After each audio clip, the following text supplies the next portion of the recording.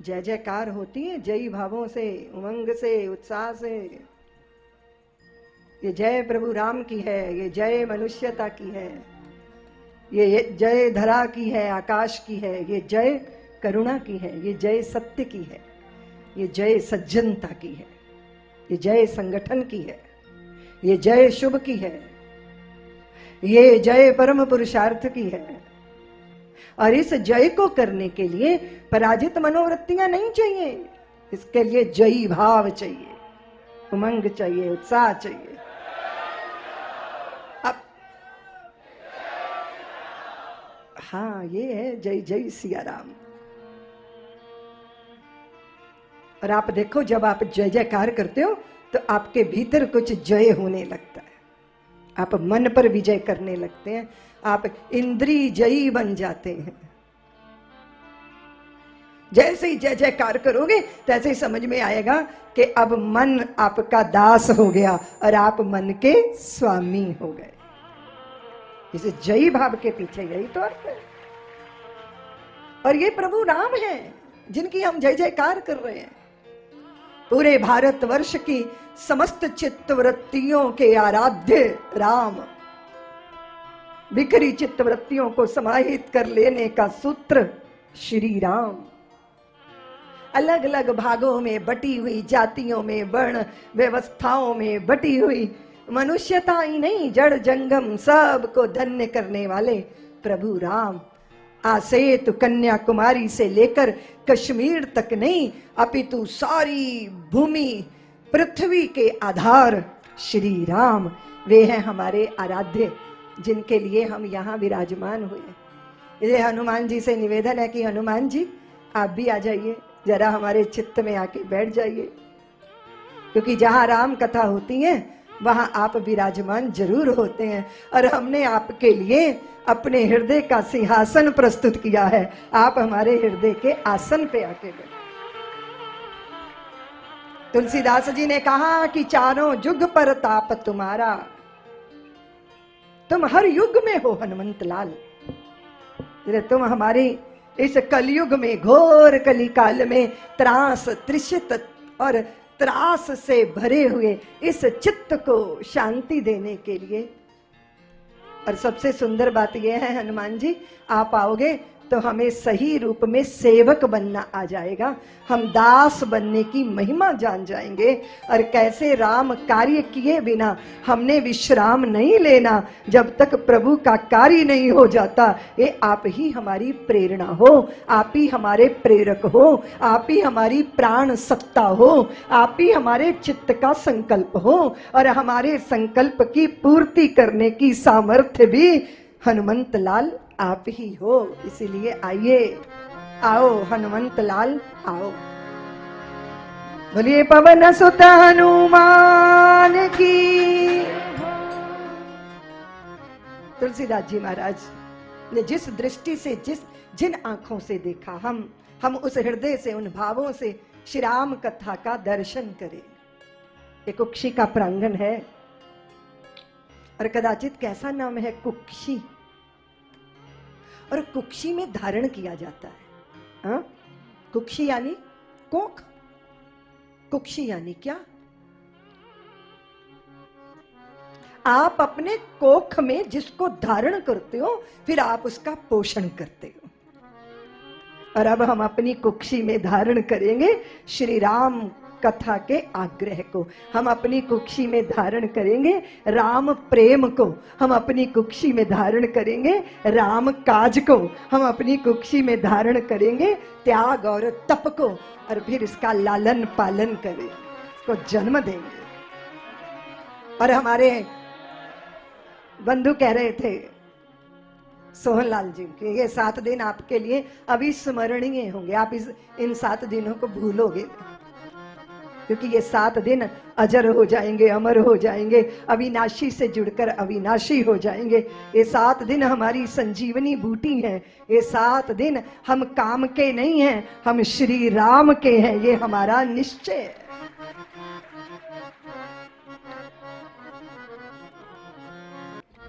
धर्म जिनकी कंधे पे ध्वजा बनकर फहरा रहा है, श्रद्धा जिनके हृदयों में जगरमगर हो रही है, विश्वास जिनके जीवन का आधार है, और जो सनातन संस्कृति के संवाहक बनना स्वयं का सौभाग्य मानते हैं, मैं ऐसे सब जनों को वंदन करती हूँ, प्रणाम करती हूँ। आपकी भक्ति को प्रणाम करती हूँ, आपकी निष्ठा को प्रणाम करती हूँ। इस देश के अंदर समस्त हर चित्त की चेतना को अगर टटोल के देखा जाएगा तो वहां एक ही भाव होता है, मैं राम के लिए जीऊं, राम मेरे हो जाए, मैं राम का हो जाऊं। अगर किसी बहुत गरीब गुरबे घर में भी चले जाओ तो वहां की देवियां आंचल फैला के कहती हैं, दीदी मां धन नहीं चाहिए, पदार्थ नहीं चाहिए, आशीष दे दो कि हमें राम भक्ति मिल जाए, हम श्री हरि के गुण। मैंने बहुत वर्षों तक इस क्षेत्र में भारी प्रवास किया। श्री राम जन्मभूमि का जब आंदोलन चल रहा था तो निमाड़ का कौन सी ऐसी गली होगी, कौन सी ऐसी बीथी होगी, कौन सा ऐसा पथ होगा जिस पावन मिट्टी को मैंने अपने शीश पे धारण करके स्वयं को धन्य ना माना हो। पूरे देश के अंदर जहां गई वहां उसकी महिमा को समझा और निमाड़ की महिमा को समझा। ये धरती अपने साथ बहुत सारी खूबियां रखती हैं। आदरणीय सोहन जी ने कहा कि हम मिर्ची विर्ची के लिए नहीं है कि हम मिर्ची पैदा करते हैं, हम साधु संतों को भी जन्म देते हैं। ये धरती शूरों की धरती, वीरों की धरती, श्रद्धालुओं की धरती, विश्वास की धरती, ये सहज रमती है। ये धरती सहज धर्ममय होकर धर्मज्ञता को धारण करती है। इसलिए निमाड़ की धरती को मैं वंदन करती हूँ, प्रणाम करती हूँ। और उस समय उस युग की स्मृतियों में अगर हम देखें तो कालजयी वाणी जिनकी हमारी स्मृतियों में विराजमान, वो कालजयी वाणी संतों की होती है देवियों, जिसको काल कभी मिटा नहीं पाता। बहुत सारे लोग हैं जो एन केन प्रकार दंड फंद करके यश कमा लेते हैं, लेकिन बड़ी जल्दी उनका यश अपयश में वो इतना ऊंचा उठते हैं, इतनी तेजी से उठते हैं जैसे आतिशबाजी आसमान छू ले, और फिर आतिशबाजी का बाद में क्या होता है, धुआं बनकर राख बनकर धरती पे लोगों के सिर काले करती है। ऐसा ही होता है ना? लेकिन कुछ लोग ऐसे होते हैं जिनका यश अमर हो जाता है। वो यशस्वी यश वाले कौन है? जिनकी वाणी का आश्रय आज लेंगे हम, तुलसीदास जी महाराज। ये धरती वीर शिवा राणा प्रताप से नायक, सूर और तुलसी से गायक, जिनकी वाणी काल गई है, जिनका यश स्थिर है, मेरी मातृभूमि मंदिर है। इस मातृभूमि ने, इस धरा ने सूर तुलसी जैसे संतों को जन्म दिया। शूरों को, सतियों को, ज्ञानियों को, बलिदानियों को पाकर ये धरती धन्य होती रही। लेकिन अगर तुलसीदास की महिमा को हम समझते हैं देवियों, तो उसके पीछे एक और नाम है जिसको भुलाया नहीं जा सकता, उसको वंदन किए बिना रहा नहीं जा सकता। सहज एक विषयी को, एक स्त्री अनुगामी, स्त्री अनुरागी, नारी के प्रेमी को और उस व्यक्ति को तुलसीदास बना देने वाली सामर्थ्य किसमें? रामायण के उस अमर प्रणेता को हम भूल नहीं सकते, लेकिन रामायण के अमर प्रणेता के पीछे रामायण जैसी कृति को रचने वाली प्रेरणा कोई और दूसरी नहीं है, वो तो उन्हीं की धर्म पत्नी रत्ना है। वो रत्ना, उसके यश को हम कैसे भूल जाएं, उसके बलिदान को हम कैसे दूर कर दें आंखों से, उसकी प्रतीक्षा, उसके त्याग को, विकट कामनाओं को देता हुआ चुनौती। हम चैलेंज देते हैं अपने मन को, अपनी इंद्रियों को, विकट कामनाओं को देता हुआ चुनौती चला वियोगी। वो वियोगी थे क्योंकि पत्नी मायके गई हुई थी और बीच में नदी थी, बाढ़ग्रस्त नदी। और जब चित्त के अंदर चटपटी लगी, चित्त चपल हुआ, मन आतुर हुआ, व्याकुल हुआ पत्नी को आलिंगन में बांधने के लिए, तो दुसही हो गया। वो दुख जो दूरी का था दूर करना है। आधी रात को बरसते हुए जल में कड़क रही थी बिजलियां, चमक रही थी दामनी, चारों तरफ झंझावात थे, लेकिन वो बाहरी झंझावात को शायद काया झेल ले, पर जो चित्त का झंझावात है उसे नहीं झेला जा सकता। इसीलिए तुलसीदास नदी के तट पे जाके खड़े, तुलसी का पुत्र नाविक को कहता है उस पार ले चलो। नाविक बोला तू पगला गया, तू दीवाना हो गया, तेरे सर पे मृत्यु चढ़ के बोल रही है, पर मैं समझदार हूं, प्रज्ञा है मुझ में। नाव डालूंगा यानी मृत्यु के हाथ में, मृत्यु के मुंह में अपने आप को धकेलूंगा। मैं ऐसा क्यों करूं? नहीं कर सकता ऐसा। और जब नाविक ने नाव नहीं डाली तो तुलसी के पुत्र ने मुर्दे की छाती पे सवारी कर ली, नाव बना लिया, मुर्दे को नाव बना के उस पार गए। मन में संकोच हुआ कि अगर ससुराल का दरवाजा खटखटाऊंगा तो लोग कहेंगे कि तुलसी सुबह की इंतजार नहीं कर सके, आधी रात को ही ससुराल में टपक पड़े, तो फिर कैसे होगा। संकोच हुआ तो घर के पिछवाड़े चले गए, मुंडेर से लटकते हुए सांप को रस्सी बना लिया। काला भुजंग सर्प दिखाई नहीं दिया और लटकता हुआ सर्प रस्सी ही दिखाई दिया। विकट कामनाओं को देता हुआ चुनौती चला वियोगी, काम कामना हुई कामिनी से निंदित होकर उपयोगी। जैसे ही रत्ना के सामने खड़े हुए तो वो आश्चर्य में डूब गई। बाढ़ग्रस्त नदी को तुमने कैसे पार किया? मुर्दे की छाती पे चढ़ के चला आया, वो बोले। छत पे कैसे चढ़ गए? काले भुजंग को रस्सी बना ली, वो बोले।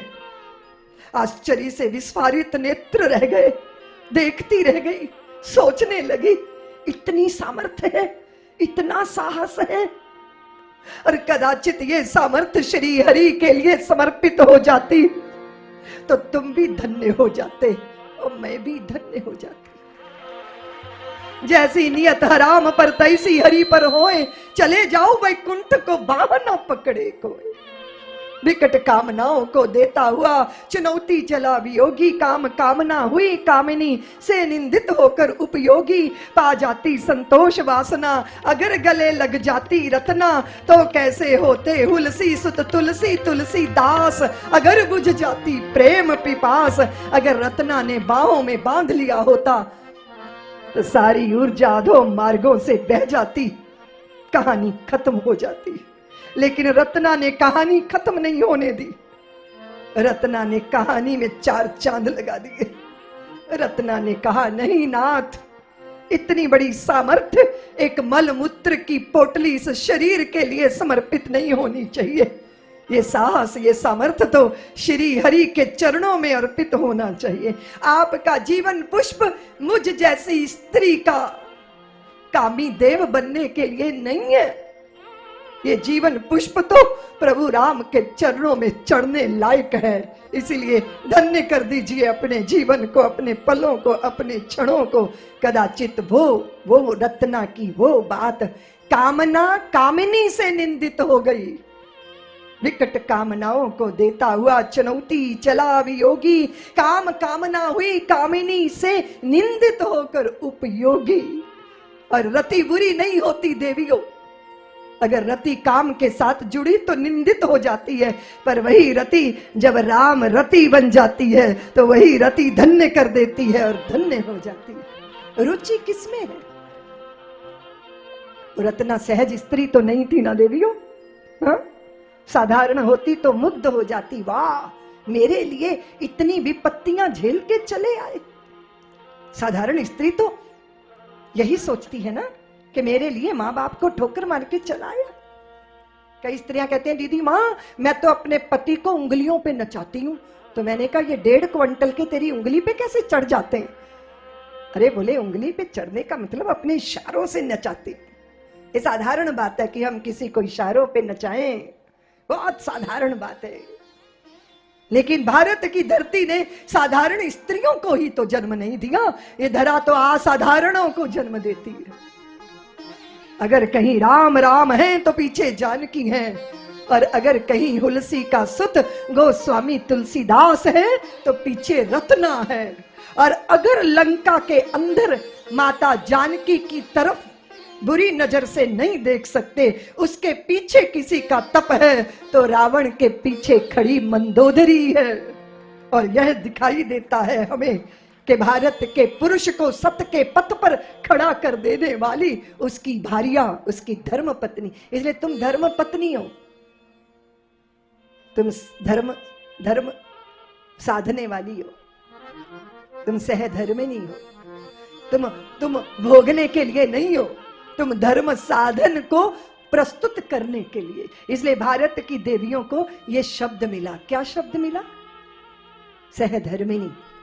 ये दुनिया भर के पाप कर सकते हो पत्नी के बिना, लेकिन जब भी राम कथा सुननी होगी, यज्ञ करना होगा, अनुष्ठान करना होगा, तो साथ में कौन चाहिए? सहधर्मिणी चाहिए। उसी का पल्लू पकड़ के भवसागर पार जाओगे।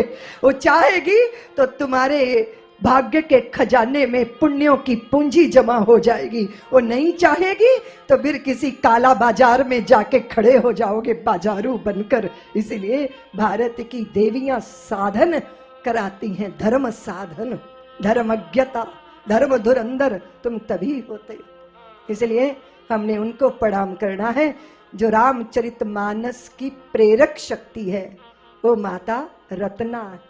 बोलिए माता रत्ना।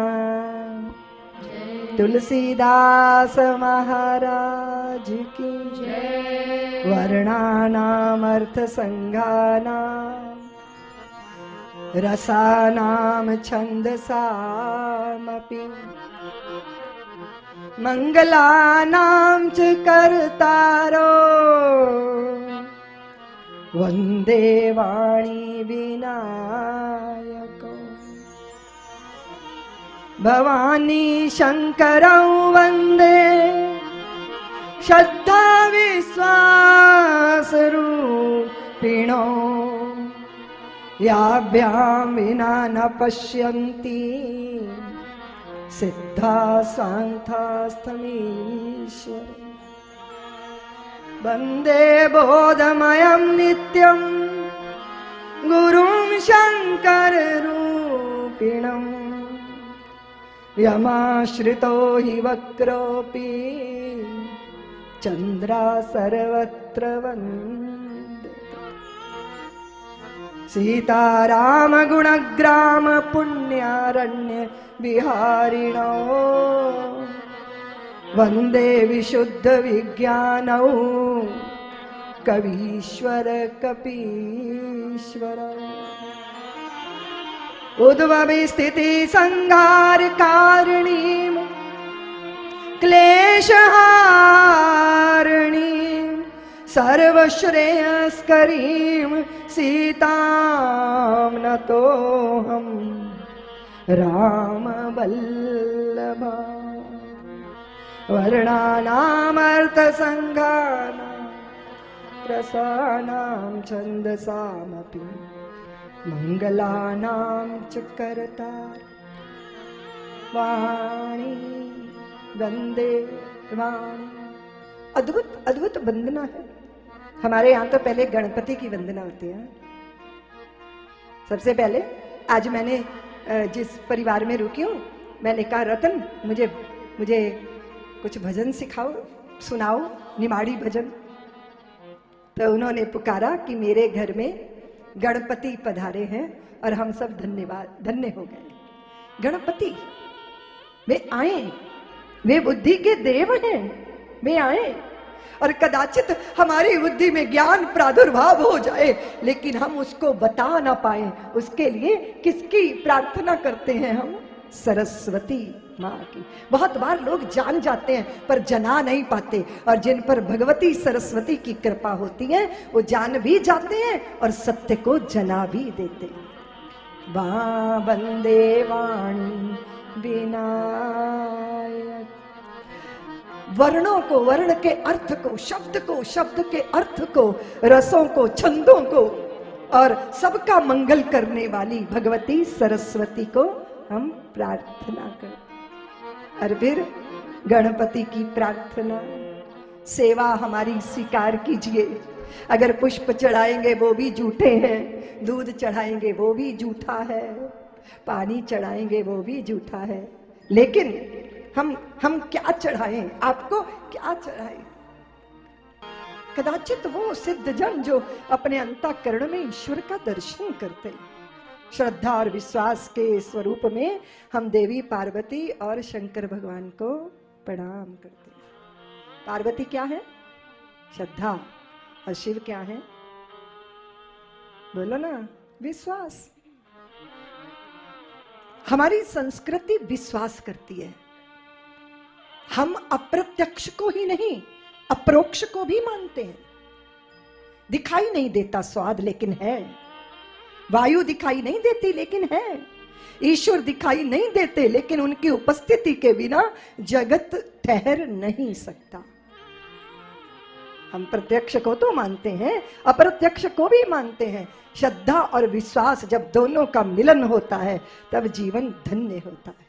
वंदे बोधमयम नित्यम गुरुम शंकर। साक्षात गुरुदेव शंकर भगवान, जिनके आश्रित होने से टेढ़ा चंद्रमा भी सर्वत्र वंदना पाता है, पूजा जाता है, क्योंकि उन्होंने अपने शीश पर धारण किया है उसको।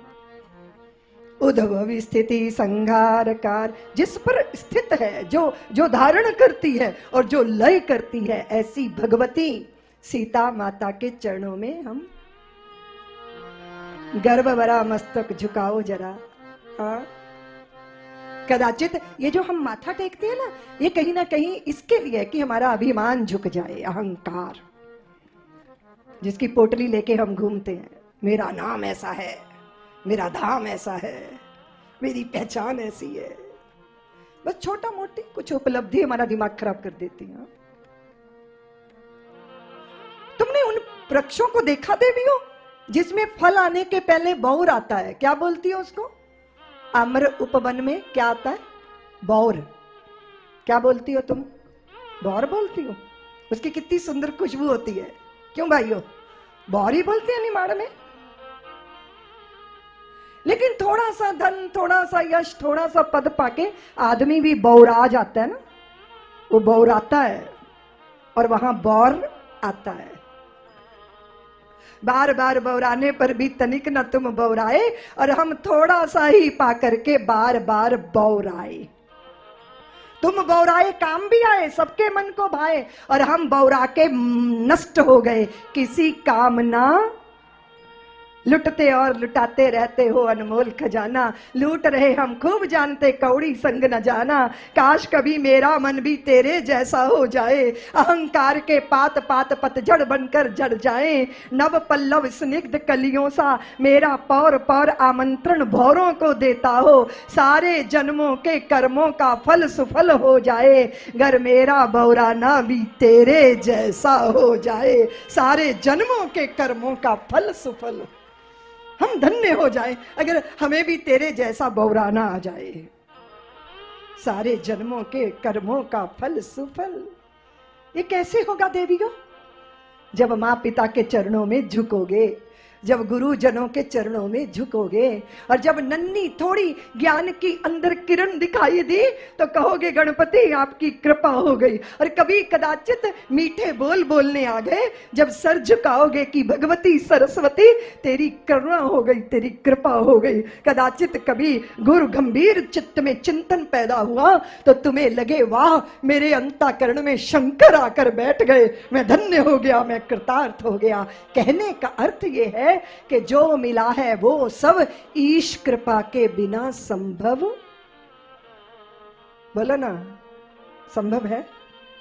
परिश्रम करना चाहिए, साधना करनी चाहिए, लेकिन साधना का फल भगवान की कृपा के बिना प्राप्त। तो भगवती जानकी के चरणों में प्रणत प्रणाम। जिनकी माया के वशीभूत संपूर्ण विश्व ब्रह्मादि देवता गंधर्व किन्नर जो भी दिखाई दे रहा है, जिनकी सत्ता से रस्सी में सर्प भांपता है, भर भर वो भासता है, ऐसी भ्रांति पैदा होती है, वो भगवान की साक्षात माया है। क्या है? जहां जो नहीं है वो दिखा दे, उसे क्या बोलते हैं? बोलो ना देवियों। सड़क पे कार में चलती हो ना, तो सड़क पे दूर पानी दिखाई देता है ना, पर वहां पानी तो नहीं होता ना। ऐसे रेगिस्तान की रेत में मृगा को, हिरण को जल दिखाई देता है, वहां जल दिखाई देता है पर जल होता। जैसे जीव, मूढ़ जीव को संसार में सुख दिखाई देता है पर वहां सुख, वो कहता है दीदी माँ, जब पहली पहली बार पत्नी का घूंघट उठा के देखा था ना, तो चंद्रमुखी जैसी दिखी थी, थोड़े दिनों बाद सूरजमुखी बन गई, बाद में तो ज्वालामुखी जैसी दिखती है। तो हमने कहा फिर अब अंतर्मुखी हो जाओ।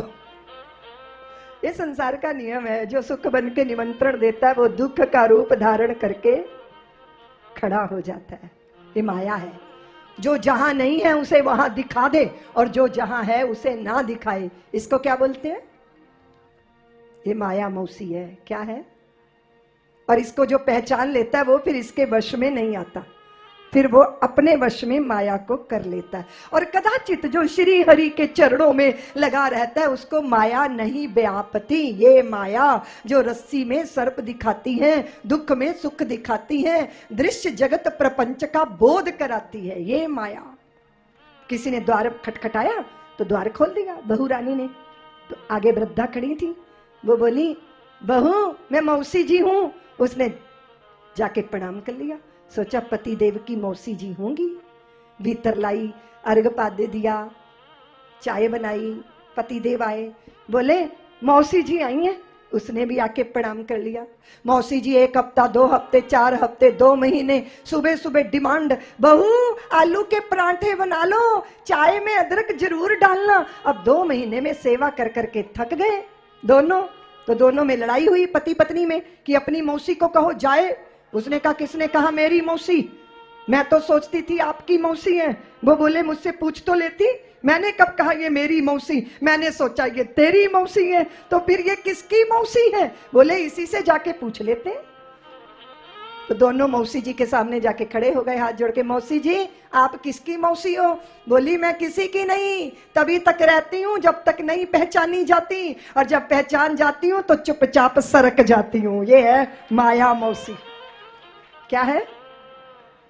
ये साधुओं को नहीं व्यापती, ये जब पहचान ली जाती है तो विदा हो जाती है। यन माया वशवर्ती विश्वक्मी ब्रह्मादि देवासुरा।